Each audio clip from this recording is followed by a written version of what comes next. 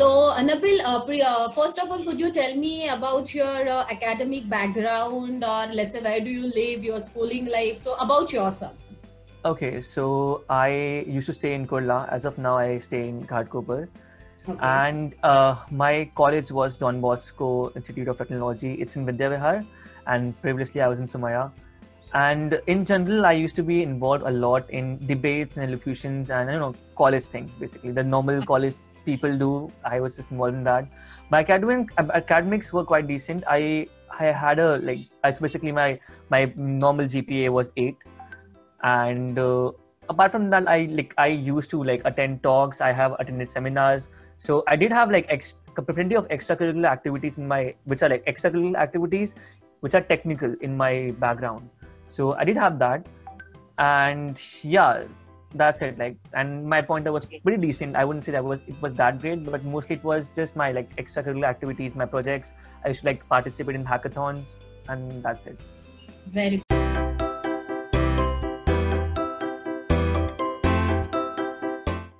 So, what inspired you for study abroad?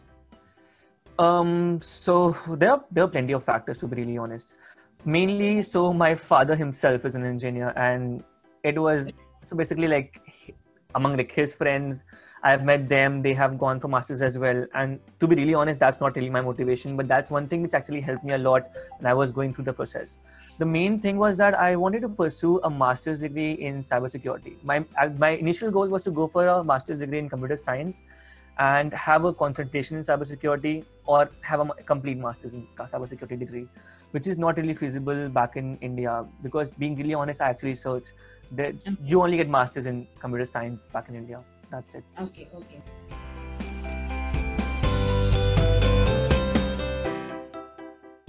How did you start your research? How you found Grad Dreams?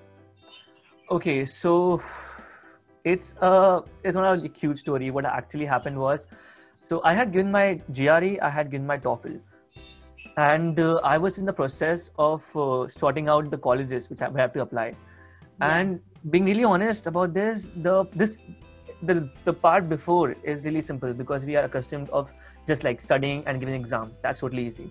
But the part where you're supposed to actively do research and understand, and you're supposed to this is a huge process. Okay, you're supposed to talk with the people who are already there, take inputs of people who got there, who didn't get there, how much GRE score you should have, what kind of SOP you should be writing, how should you write your SOPs, how your LORs should be. So there are plenty of factors, and those are really difficult. So again, I had to offer a consulting, and the previous a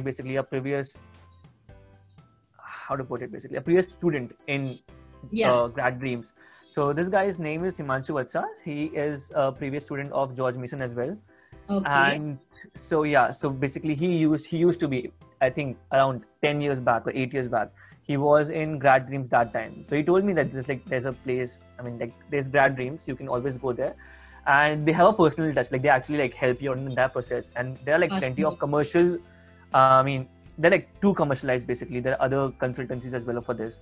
The problem with them is that there are so many students, there is literally no personal touch, because I know my friends who have been there and I have seen their experiences. So I have taken the review and I went for Grad Dreams because it was better.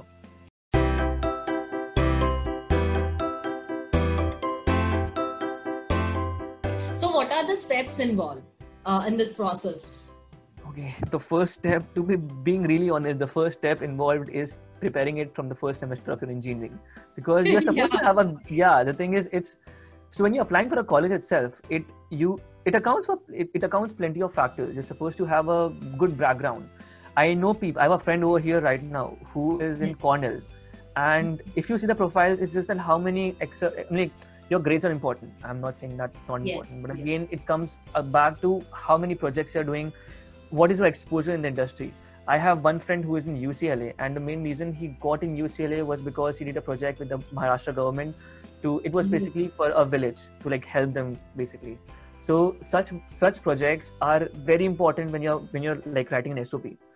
And so I think the first process is just making sure you do have a good background, which includes a good GPA. You're supposed to have a good GPA and a good technical good technical projects and technical exposure, basically internships and stuff like that. That's the first Yes. step. Yes. Second would be just applying, like going through the colleges, like sorting out like what do you want to aim for, the course which you want to apply for. When you come to you come for masters over here, there are plenty of courses. They have similar names, but they differ drastically. So you're supposed to sort down which course you want to apply for. Next, you give your GRE, your TOEFL, then you sit down and you write your SOP. Then the SOP is extremely important, and it's a tedious process. Yes. Because there's no like cut short way, proper way of writing an SOP. It's basically it's just an articulate way of representing yourself.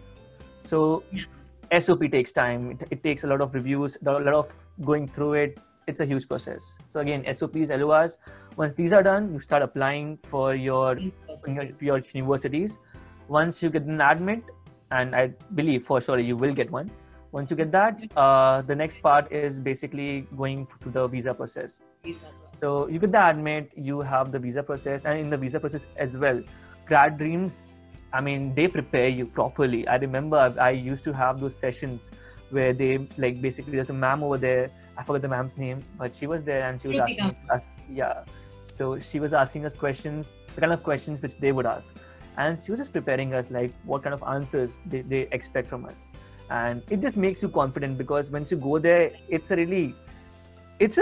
do or die situation. Because what if they don't give you a visa? Then you basically, even after having a great background, great everything else, you will not be going for masters. But although people get that, it's not that of a huge deal. People get it easily. So yeah, they help us a lot. Then again, the visa phase comes. And once visa is done, everything is done. Just get a ticket and leave for US. And fly. Yeah, just fly off. And once you're here, then the real deal starts. Yes, absolutely.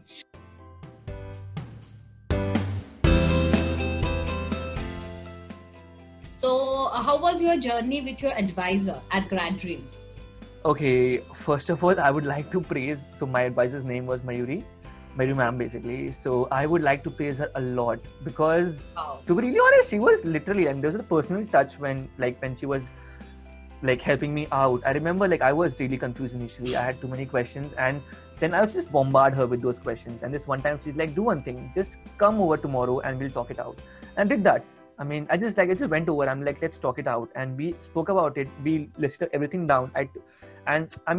She suggests things obviously, and it's possible that I may differ to that. So I did, basically. So I do give her my opinions, my background, my standing, like what I think I should do, and she gives me her opinion on she knows she has experience with this. She tells me like what I'm actually like properly suited to do basically. What's better, what I can do, and stuff like those. So she literally helped me a lot. I remember from the process of applying for proper applications, she literally made some small PDFs and small documents telling me if let's say certain universities have a really tedious process of applying. It's very bad. Okay, you're supposed to go through the entire page, read a lot, and she literally made me the small documents. I had 8 or 9 universities, and she made me small documents which had in for this university for completion of the. So basically, she'd fill some things out and she'd tell me do this, do that, and she just tell me this is the entire process to complete this application. And literally, she made some cute small documents, which is people don't do that other places. Okay, that's I appreciate it a lot. And then Grad Dreams has this entire website also where they have all your username and login basically saved. They have the links as well, so they help out as well. And in SOP also, they help you out. They review your SOPs. I mean, there are you're supposed to write plenty of drafts of your SOPs. So they review your SOP in when it came to a visa as well. They help a lot. I mean, how you're supposed to fill the visa form, how do you basically book the date, how do you go, how do you answer. So I appreciate it, to be really honest. I appreciate it a lot. Thank you.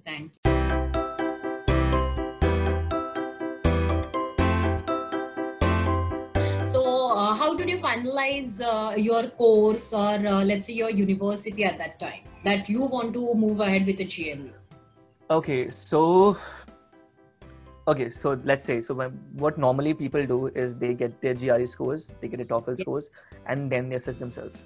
So I did that, but it was different basically for me. The reason being, so I applied at plenty of universities, including Georgia Tech.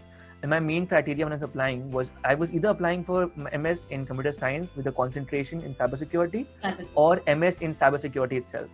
So I applied in like all the places, and when I had like, so I used to like keep in contact with Naru ma'am, and there's another so I would talk with him about this, and their point was that if you're going to apply to a university, go through the kind of curriculum they're offering. It's possible that the university's name might be really great, but the kind of subjects they're providing might not be as standing to the name basically. I mean, a university being great doesn't mean that course would be that great. Yes. So I was going through that. I mean, I was just like skimming through the curriculums, the taking reviews of the alumni, and so I applied for cybersecurity. Among the good ones, I applied in Georgia Tech and I think 2 more colleges and George Mason. Okay. And then I applied, I think, and rest was CS. So I got, I think I got 2 or 3 admits in CS, and I got 1 admit in completely cybersecurity, which was George Mason. So yeah, I didn't get in Georgia Tech. If I got like Georgia Tech, obviously would be preferable. I mean, who wouldn't go there? But it's a different university for everyone. Yeah, and so I'll tell you honestly this thing has happened. Okay, I was giving an interview, and there was a guy who was from Georgia Tech who had done cybersecurity, and he was giving the same interview parallel with me.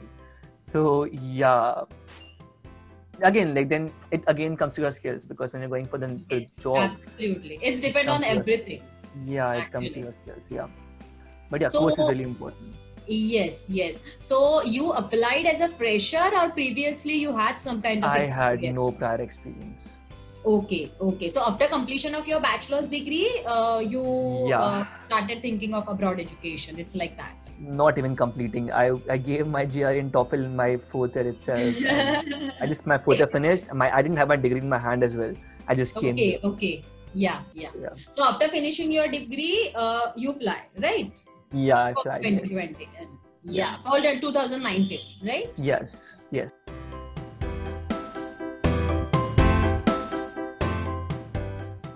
So could you share your experience at GMU, at George Mason University? Okay, do you want it from the academic perspective? Yeah, or anyhow, academic or anything related to GMU.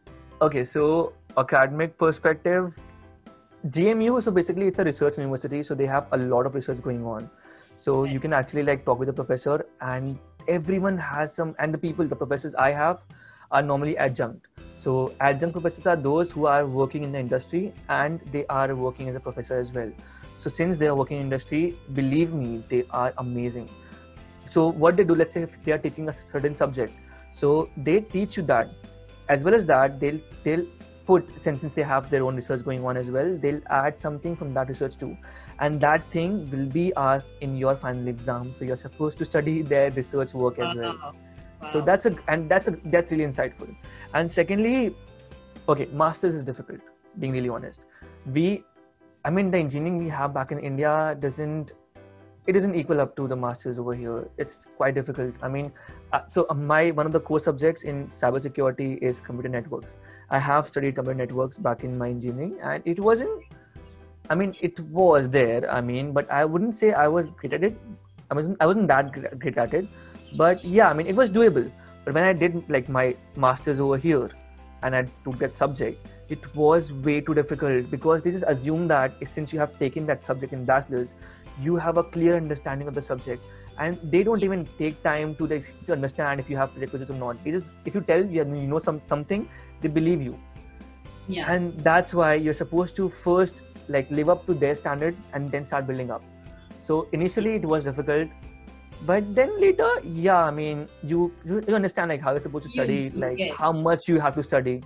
And believe me, you have to study a lot. So you have to study a lot over here. The thing is like you can study. So the thing is in our university, you do get like teaching assistant jobs, which is like not very common in other universities. But again, for a teaching assistant's job, you're supposed to have a pointer above 3.5. Although if you have a 3+ pointer, you get a job. But if you want like a proper standing, and then if you have a teaching assistant's job, you get a reduction in your fee as well. So Oh. if you want that, so you get a 50%, 50 or 60%, I think, decrease in your fee. So so you get that as well, but you're supposed to have a good pointer for that. So you have to study really hard from the first semester to score great so that you can do that. So And it's it's, depend on the performance as well, how you perform yeah, there. Yes. they actually take Your reviews from the previous GPA, yes. your Yes. GPA, they speak with the professor. They actually speak with the professor before giving the job. Yeah. And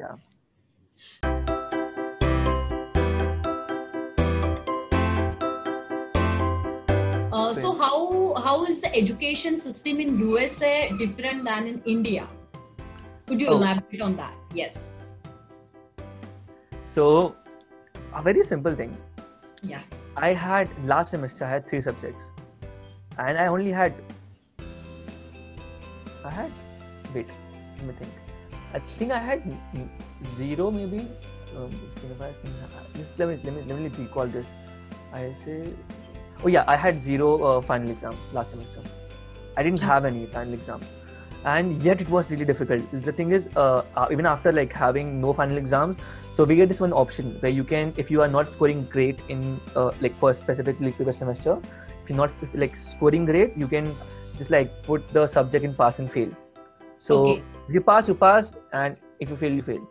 So sometimes the thing is that even though you'd pass a subject, if your pointer is low, it will affect your cumulative pointer, right? So you don't want that to happen. And even after having no final exams, it was way too difficult, because the thing is, over here they are not concerned with you understanding how you have to, like, they don't care if you can memorize let's say a formula, or you can remember a diagram. They will provide you that in the paper. If let's say this formula is really difficult to complicate, they'll provide you that in the paper. But the problem is that they expect you are supposed to understand that. So, and that understanding is very difficult, because I remember in my first semester in one subject, the passing was 60%, and the paper was of 200 marks, and I had scored 126 in the midterms, and the mean of the class was 110. That meant that half of the class failed in the midterm. And it wasn't that difficult of subject, but when it comes to the exams, there was only one exam in that subject. But the exam, and it wasn't that difficult either. It was just MCQs. But it was difficult because you're supposed to understand that concept, and we are not used to of that. What we understand is we'll be providing. We know how to use formulas. But if you give us a graph and you tell me in this graph which concept is used, then it gets, I mean, you're supposed to understand that concept very well. You're not supposed to understand, you're not supposed to like memorize the statement for that. We do that. We just wrote the statements over back in India. But over here, you're supposed to understand that. And so they follow a very understanding based approach. They ask you to make projects. Let's say I had a subject on secure programming. So they literally just made me write a paper on a certain vulnerability, and I'm supposed to write all the kinds of like methodologies, how we can escape that kind of specific exploit or something like that. How do we stay away from that? And as a final project, we're supposed to make a game which is secure from all kinds of attacks. So, and the thing is, they assess you on that. They don't care how much you know. They just wanted to make a game which is secure, and you have been taught this. And they teach you basically, they teach you concepts, and they assume that you know how to implement those. Yes. They make you implement things. So I mean, they are more of a project and a understanding based approach basically. It's more towards the practical things. It's more practical, totally understanding basically.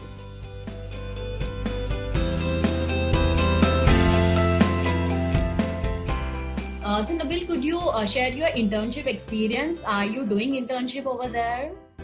I am currently doing an internship as a penetration tester in a company named Token Metrics. It's a trading company for cryptocurrency basically. Okay. So they deal with bitcoins. They deal with a lot of things like e-wallets basically. So security, when it comes to like e-wallet, security is a huge thing, and the entire. Okay, I can't reveal more than that because I'm absolutely fine. So we are made to cyber security only, right? Related to your course. Very good. So it's an add-on to your profile. It is. It totally is. Yeah.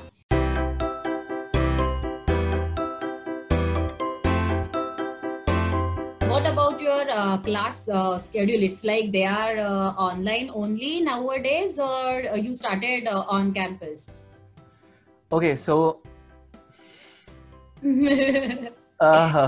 so it's the situation is a little. So I have one offline course. I don't know why. I think I might be the only. That class might be the only class in my entire university that's offline, probably. Okay. Okay. So yeah, I have like one of. So since I'm a teaching assistant, I get to like have only 2 subjects per semester. I can do that. So I have just like taken 2 for next semester. But the problem is that like I do have to go for one class. Like I have to attend. Go for one class. But to be really honest, like so learning something in class is better than doing the virtual one. Absolutely. Because it's I don't know how to explain that, but if the professor is there, right, you can just like with a straight face, you can just ask the question. When it's on call, right, you will end up making your food. You honestly speaking, when we have lectures over here, we are always doing something else. We are making food and like have the earphones on, we listen to the class. Sometimes we don't even listen to the class. We just like skip it sometimes and then we join back. We just leave sometimes, and you don't stay as attentive and which you are normally when in an offline class. But yeah, for now it's better if it's offline. It's online, although I do have an offline class.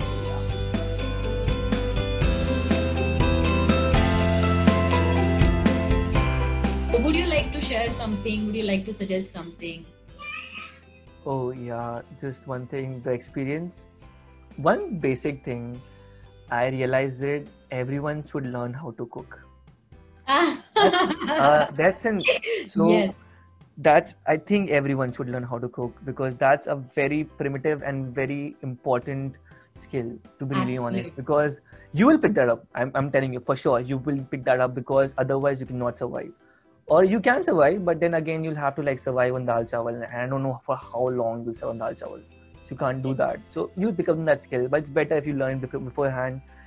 And just stay prepared. That's it.